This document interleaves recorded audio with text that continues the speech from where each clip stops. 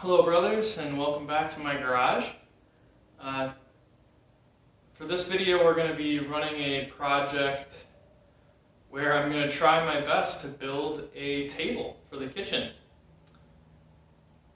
This is going to be a daily use table that my kids will use and abuse and eat many meals on, and I'm sure art projects and things like that. So I didn't want to choose a table that was going to cost me $1,000 in materials and tools to build.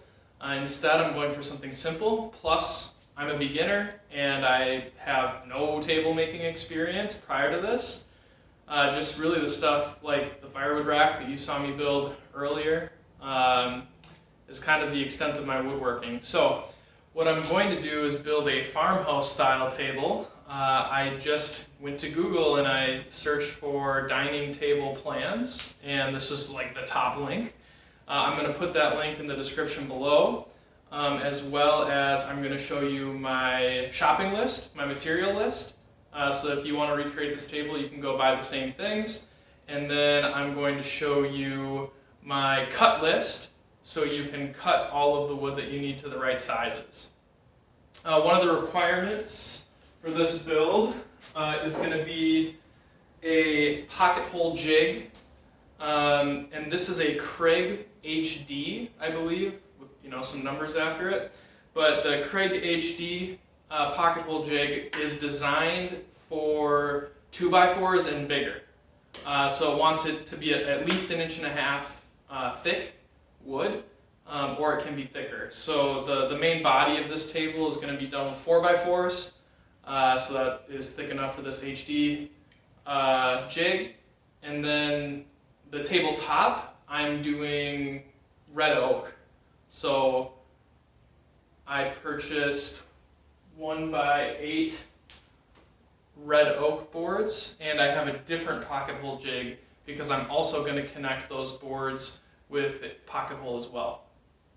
I did already build one of the legs for the tables just because I wanted to be familiar with how to use this before I made a video on it, and everything went smoothly. So I'm going to step you through building the other leg and then the rest of the table, and we'll see how things go. This video is going to be over the course of weeks because I'm going to be finishing the table and all that sort of stuff. So we'll go on this adventure together. All right. So one thing that's very important when you're drilling the pocket holes on this table is that we want to make sure that all of the pocket holes are going to be on the underside of the table. So that way when this is all assembled, there's not really a chance that the average person is going to see any of the drill holes. So the use of this is pretty easy. We just put it in the position that we want, and then we're going to clamp the jig directly to the piece that we're working on.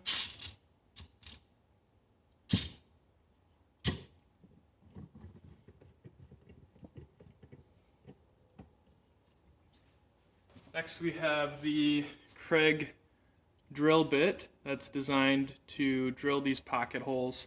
You set the depth gauge on the HD so that it's 4 3/4 inches to the shoulder here from the depth. So that's going to be the perfect depth. Another feature of this jig that I enjoy is the holes that are put on the top. These holes here are little vents so that they're positioned so that the sawdust can come directly up and through that hole. So what I do is I just with one hand hold this here with the shop vac on so that all my sawdust is taken care of right away.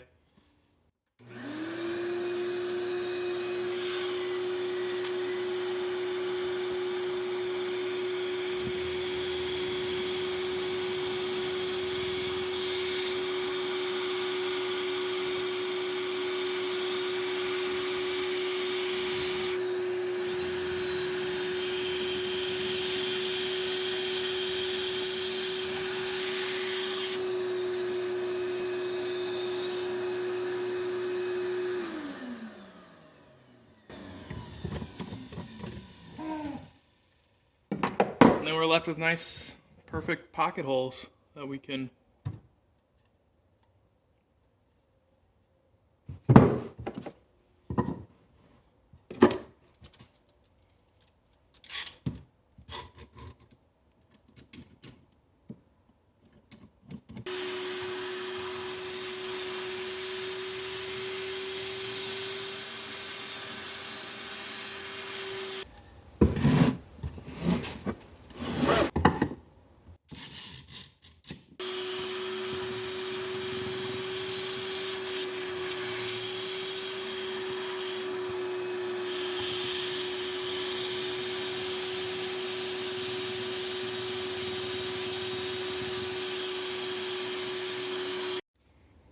on this table leg, I'm going 4.5 inches up for the cross brace, and I'm doing that because, well, I don't have a Roomba, but I was thinking if I ever did get one, it'd be nice to have it high enough, the cross brace high enough that one would go underneath no problem. Alright, I've clamped the leg to my work surface so I can have something solid to push against while I'm drilling this in. I'll be using Gorilla wood glue, just your normal wood glue. Any wood glue works. Spreading that on here. In my research, probably a good woodworking tip for gluing end grain is that you would spread the glue on and then wait 5-10 minutes before you put a little bit more glue on, because that first 5-10 minutes of drying gives the second layer of glue something to stick to that's a little bit better than the end grain, I guess. For my purposes, I think that a liberal amount of wood glue plus the clamping force from the pocket holes will be enough to hold this table. I'm not going to be hanging any weight off of it. It's just going to be coming straight down, so there won't be too much pressure on these joints.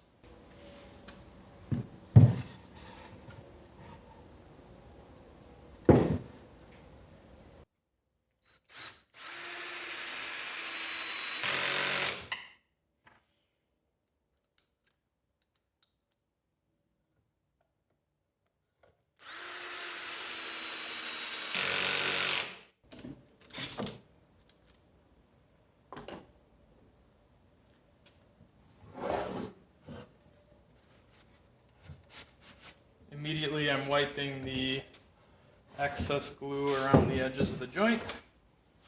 I don't want to have to clean that up later.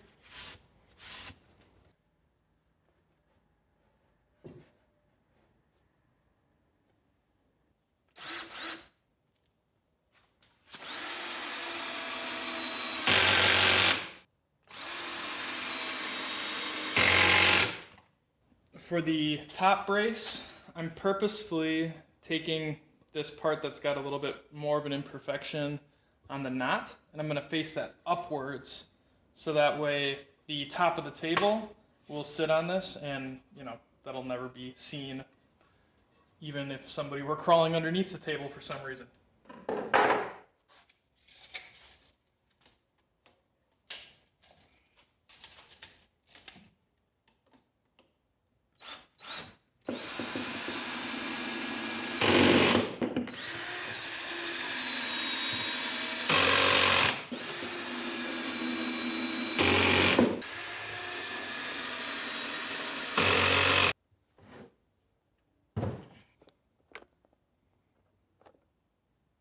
All right, a little bit of a progress update here. Yesterday, my daughter wanted to help me with the table, and I just couldn't say no. So I had her drilling some pocket holes, and then she helped me glue and screw the 3 top connecting boards. And now today we're just going to attach the cross beam or the bottom connecting board across the bottom of the table and glue and screw that. Once that dries, I'll be cutting the 45-degree supports that go across the middle. First thing, we're going to flip the table.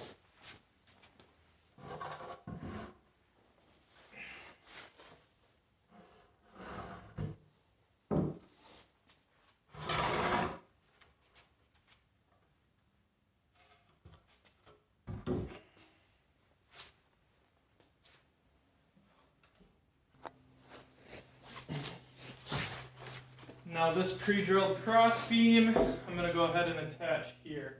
And to try to keep things flat, my idea is that I'm going to clamp a board beneath it that I can just lay this on flat. And then I will screw it all together. So that's going to take a little bit of a jury rig here.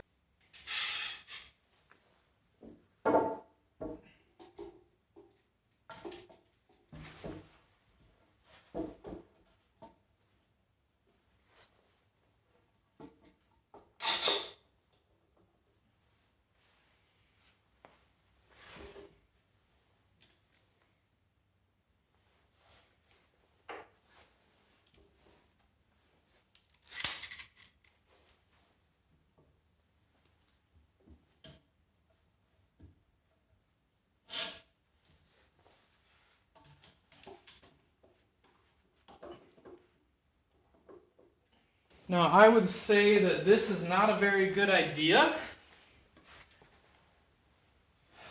because I don't think it's going to be very precise. Plus, I don't want to clamp this too hard because if it's clamped pulling away from each other and then this board comes in to screw it closer, I don't want the clamps fighting against the clamping force of the pocket screws. So the best I can do is I think I'm just going to try to clamp it pretty lightly so that way the force of the clamping screws will be able to pull these legs together a little bit if it needs to. I don't really have a better idea, so we're just going to go with it and hope for the best. Sometimes, this is the way that these projects work.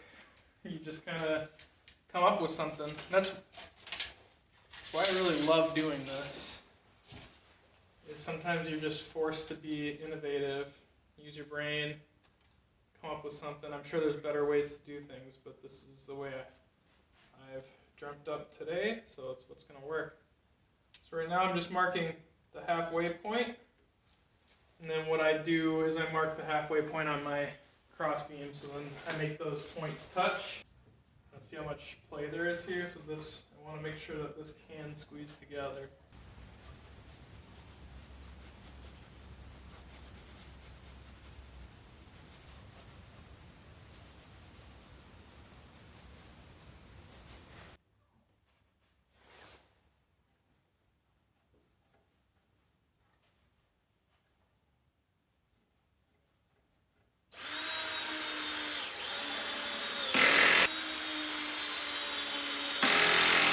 Alright, so this side's clamped together. I'm going to release pressure on this clamp. So I want this to be able to slide while I keep pressure on this clamp to keep things kind of straight where I want them.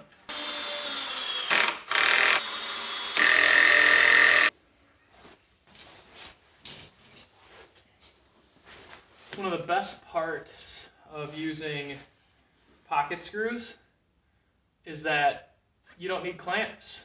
The screws do all the clamping for you. So the clamps help line things up, but the screws are really what do all the work of the clamping to let that glue dry. So, coming together. On the original plans for the table, the cross beams were at a 45-degree cut. I shortened my table quite a bit for the length of where we want to put it. So if I did 45s, I wouldn't have enough length on these cross beams in order to put my truss beams in, we'll call them. Anyway, so instead of 45, I'm trying a 30-degree cut to make the truss beams not such a steep angle. I don't think these are needed at all. I could take them out, but I do like how they look on this design of the table. So I'm going to try an experiment here and cut my cross beams to the right length. Obviously, I can't use the same length of a 45 cut cross beam. I need to do a shorter cross beam if I'm talking about a 30-degree cut. So I'm just going to, instead of doing geometry and trigonometry to figure out the perfect length, which would be the right thing to do, I'm going to set the wood here and kind of eyeball it and draw lines and then just cut a little big and shave it down until it's the right size.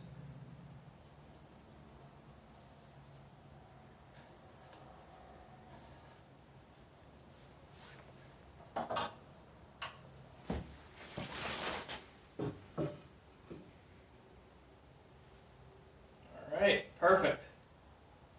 Now I'm just going to make a copy of this. Alright, it's been a couple days since I finished work on the base, finished construction work. Now it's going to be sanding and finishing. I've got the red oak of the tabletop here laid out because I'm going to start drilling pocket holes into it and then start joining it together. So one major reason why I'm using pocket holes for this table is because I do not have many clamps. So I'm really relying on the pocket holes to do the clamping for me. So my strategy here is to lay out pocket holes across these two boards. Then I will glue them, push them together, and with the clamps I do have, I'm going to try very hard to keep these edges flat along the table. And there's a name for this kind of clamping technique, but I don't remember it. But it's where you lay a flat board across the top and the bottom, and then you use your clamps to bring those two boards together, which will then help flatten out the middle. So I'm just going to try to get it as flat as possible. Something I did off camera was I went through all of my tabletop boards and I picked which side I wanted to be the top and which side I wanted to be the bottom. So I'm trying to hide imperfections like this knot by just putting it on the bottom of the table. So my best sides are facing up. And then I laid them out together to make sure I liked the pattern for the table. So we're gonna go ahead and get drilling these pocket holes so I can go through the clamping process. For this pocket hole drill, I'm not using the Kreg HD. I'm using a different Kreg jig. This one is the Kreg Pocket Hole Jig 320. This will handle smaller material.